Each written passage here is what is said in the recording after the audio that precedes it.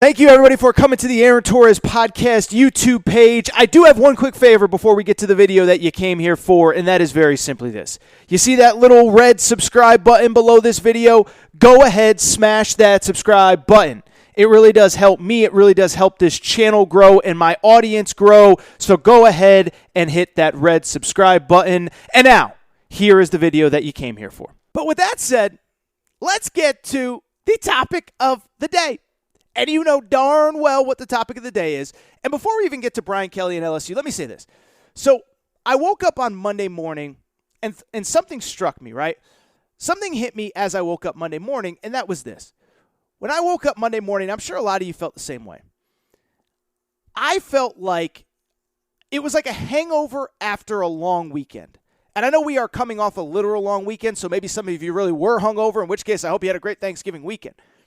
But it was a metaphorical hangover too, because when I started to think about the last couple months, this coaching carousel stuff really started back in early September when USC fired Clay Helton.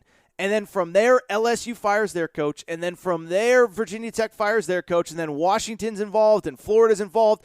And you start to look up and you start to realize these jobs are starting to get filled. And so when I woke up Monday morning, it was kind of like rubbing my eyes like, whoa, that was crazy. And then you realize LSU is not open, or is still open, and they do not have a head coaching position. Their head coaching position is not filled. And you kind of sit there and say, what is going on at LSU? And I know for some of you who maybe don't follow college football 365 days a year, like to me, when LSU woke up Monday morning and their head coaching job was not filled, it struck me as only one of two things could be happening. Either they have completely whiffed on all their candidates, maybe Lincoln Riley was number one, and they are just in desperation mode and don't know where to go. Or two, they must be going after somebody that still has something to play for this weekend. And the immediate names that come to mind are Luke Fickell, who already said he's coming back, Dave Aranda, who reportedly was never even contacted by LSU. Obviously, it's not going to be Nick Saban, Kirby Smart. And so you start to sit there and say, who could they possibly be going after? Because the thing is, right, like I know some of you are probably sitting there saying, well, why does it have to be somebody that's coaching this weekend? Well, the reason why is pretty simple. In the new era of recruiting, you cannot waste any time by taking your time making a coaching hire. And so if you wait to make a coaching hire, every single day that you are not on the road recruiting, two things happen. One, your competition is. Lane Kiffin was tweeting from the road recruiting earlier this week. Mark Stoops, I saw, sending out tweets from the road recruiting this week. Josh Heupel, Tennessee, recruiting from the road this week. And so I bring that up because all of your competition is on the road, and anyone that may be committed to you is starting to kind of scratch their head, say, what is going on with this school that I want to go to? Anyone that's considering you, you are just giving leverage to the other schools to go out and get your recruits. And so when I woke up Monday morning, I was like, what is LSU doing? Because they're either in complete no man's land or they got some big rabbit in their hat. Well, as it turns out, that rabbit's pretty big, and his name is Brian Kelly. And about 5 o'clock Eastern time, I believe, that was the first report of Brian Kelly might be interested. And I actually did a preview of it for tomorrow's podcast. And then as soon as I hit play, Brian Kelly officially named the LSU head coach. So let's talk about it. Let's break it down. First of all, let me just say this. Scott Woodward, you devil you. Because I'll tell you this. I've been telling you for 4, 5, 6 months. I have said that Scott Woodward is the most aggressive AD in college sports. I have said that he's not going to take no for an answer, that money is of no issue, and that he is going to get a head coaching candidate that he believes can compete at the highest levels of college football. I've told you many times, he is from Louisiana. He went to LSU. When he got this LSU head AD job, he knew that his entire life was building up towards this hire, and that on top of it, not only was his entire life building up towards this hire, but that his entire career was going to be built on this hire. He has had a ton of success hiring coaches before. Jimbo Fisher, he hired at Texas A&M. Chris Peterson, he hired at Washington. Kim Mulkey, 3-time national championship winning basketball coach, he hired at LSU when he got there. But if he did not get this hire, if he came back to the LSU faithful with Bill O'Brien or somebody of that ilk, it was going to be considered a complete disaster. And on top of that, what was really crazy about this entire process was this. Was the idea that there were some really good candidates that were publicly interested in the job that he was not even considering for interviews. So Billy Napier, who is now the Florida head coach, made it very publicly clear. I am going to wait until LSU makes a decision before I make any decision on what I'm doing as my next coaching job if I decide to leave Louisiana Lafayette. And I know it's Louisiana, but it's Louisiana Lafayette. LSU, by all reports, did not even contact him. Dave Aranda, who is apparently ready to stay at Baylor, LSU did not even contact him, and this was a national championship-winning defensive coordinator. And so you knew they're not even calling these guys. They're not even contacting these guys. And so now you know they have to have somebody big, and they better get him. And I'll be honest, I thought it was Lincoln Riley. I thought they whiffed, and I thought they were in scramble mode. But Scott Woodward, you little devil, you did it again. So now what you're doing is you're bringing Brian Kelly. Just think about this at the most basic level. Brian Kelly is the winningest coach in the history of Notre Dame football. And LSU just hired him away. We could talk about Lincoln Riley. Lincoln Riley is going to be the best hire of the cycle just because of how he's going to be able to recruit and the ties and the young and the quarterbacks and this and that. But just think about it at the most basic level. LSU just hired away the most successful coach in the history of Notre Dame football. They got him. Brian Kelly is their guy. And so let's break it down and let's talk about it because I think this is a really good hire.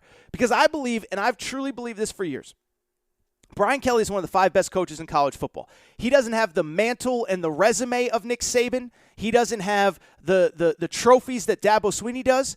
But as I've told you for years, I think what he is doing at Notre Dame remains one of the single most unappreciated things in college football. And I know what some of you say, Torres, they have their own TV deal. They play on national TV. Well, guess what? Everybody plays every single game on national TV. I'm a UConn alum. UConn was the worst team in FBS football this year, and every single one of their games is on national TV. So I don't really care that Notre Dame has its own national TV schedule. Oh, well, Notre Dame recruits nationally. Well, I don't really care that Notre Dame recruits nationally. You know who else recruits nationally? Literally everyone. You know where Alabama's quarterback is from? California. You know where Georgia's quarterback was, the starting quarterback in night one was from? California. You know where one of their best running backs is from? California. So don't tell me that Notre Dame has all these advantages. They literally, in the modern era of college football, I would argue have fewer advantages than most schools. Now, they have some. That ACC-heavy schedule works out very nicely for them. But what I have said for years is that Brian Kelly, what he is doing at Notre Dame, I believe is one of the best coaching jobs in all of college football. Because I truly believe that in 2021, there is no reason that Notre Dame should be competing for national championships. Again, all the advantages that you think Notre Dame has, they're not really advantages. Oh, they play on national TV. They have their own contract. Alabama's on TV every week. Everyone from Alabama to UConn is on national TV every week. That's not a big deal. Oh, they recruit nationally. Yeah, so does Alabama, so does Georgia, so does Clemson.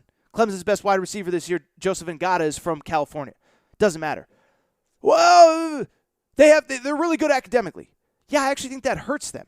And so when I look at Brian Kelly, this is what Brian Kelly was doing the last 12 years at Notre Dame. Brian Kelly took a very relevant brand nationally and historically that had not been as good in recent years. And he built them into one of the 5 best programs in college football. It wasn't Alabama, wasn't Georgia, wasn't Clemson, wasn't Ohio State, but it was right there. And what I think Brian Kelly has done is incredible. Because as I've said for many years, there is no reason, just think about this at the most basic level. There is no reason that a small Catholic school in Indiana with no recruiting base should be as good as Brian Kelly has him. Just think about it. Alabama, big state school, ton of high school talent.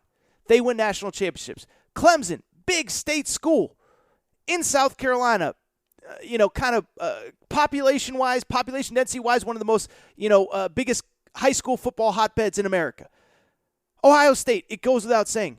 Notre Dame has none of that. It is a small Catholic school. I've talked about the disadvantages before. I mean, everything from they don't even have co-ed dorms at Notre Dame, okay? The academic standards are real. The players that Brian Kelly can recruit or could recruit previously at Notre Dame, he can't recruit the same guys that Ohio State and Alabama and Clemson can recruit, let alone USC, Texas, and Miami, who aren't nearly as good as him. And so the fact that he has a program that is just as good as basically everybody other than Georgia, Clemson, Alabama, and Ohio State, to me is incredible because he's not recruiting the same players. It's almost like he's playing a different sport, and he's almost got a program as good as Alabama, Clemson, Ohio State, whatever. They didn't get over the hump, but they got really, really, really close. Just think about the last 4 years at Notre Dame, okay? So Brian Kelly's been there 12 years, and there's been ups and downs, peaks and valleys, whatever, culminating with a 4-8 season in 2016. 2017, they go 10-3. Here are the last 4 years of Brian Kelly at Notre Dame. Brian Kelly went 12-1 in 2018, made the playoff, lost to Trevor Lawrence and Clemson. 2019, went 11-2. 2020, last year, started 10-0, made the playoff, lost in the ACC championship game, lost in the playoff to Clemson and Alabama. 2021, he is 11-1. And so you just do some quick mental math here. And I'm not great at math. Brian Kelly is 44-6 at a small Catholic school in Indiana over the last 4 years in college football with 2 playoff appearances. 43-2 against everybody other than Alabama, Clemson, and Georgia. Now take that and think about the fact that he is now going to LSU, which per capita, Louisiana, may be the best recruiting state in the country. Now, it's not better than Georgia. It's not better than California, but it's really, really, really close. And they're the only Power 5 school in the country.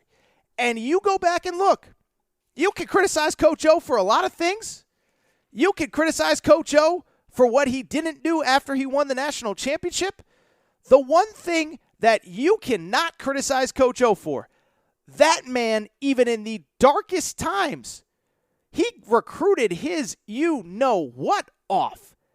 I mean, just think about it at its most basic level.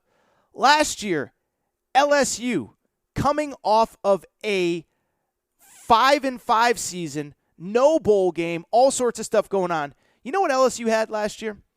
They had the number 3 recruiting class in the country, including 2 5-stars and 14 4-stars. That is absurd.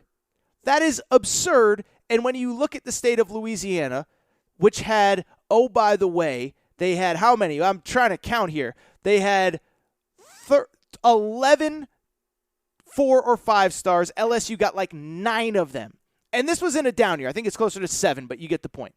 That was in 2021, coming off of a 5-5 season. The year before, coming off of a national championship season, LSU had the number 4 recruiting class in the country. In 2019, they had the number 5 recruiting class in the country. So Coach O, who nobody claimed was like Vince Lombardi, Lincoln Riley, an X's and O's savant, and yes, I just compared Lincoln Riley to Vince Lombardi, that guy signed 3 top 5 classes. If Coach O can do that, imagine what a guy that knows how to maximize talent can do. Now, obviously, it's going to be a cultural adjustment. Obviously, it's going to be a little bit different. Obviously, it goes without saying the schedule is going to get much tougher. But if I had told you going into this, LSU fans, forget name, brand, this, that, whatever. You're going to get a coach that has been to multiple multiple college football playoffs. You're signing up for that in a heartbeat. And he did it in a situation where I still believe his situation, I think, let me put it this way. I think Notre Dame is probably one of it's a great job. But let me ask you this. Where would you rather coach? Texas or Notre Dame? It's probably Texas, right? Big city, big state, a lot of recruiting. When's the last time Texas has been relevant? USC, they got Lincoln Riley, but when's the last time they've been relevant? Definitely a better job than Notre Dame. I would argue Penn State. I would argue Miami, Florida State. You go on and on down the list of all the programs that have not had nearly the success of Brian Kelly, who got outcoached and outplayed by Brian Kelly. And so I could go on and on and on and on and on, and we'll have plenty of time, and I'm sure on Wednesday, on our show on Wednesday, we'll have some time to react to that. But that's my biggest takeaway. This dude made multiple national championship, multiple college football playoffs, 44-6 over the last 4 seasons. If you want to go even further, 54-9 dating back to the 2017 season. So I just think this is such a home run. I just think it's such a home run. If you enjoyed this video, do me a quick favor. Make sure to subscribe to the Aaron Torres Podcast YouTube channel. Also, make sure you're following on social media at Aaron_Torres on Twitter, at Aaron Torres Pod on Instagram.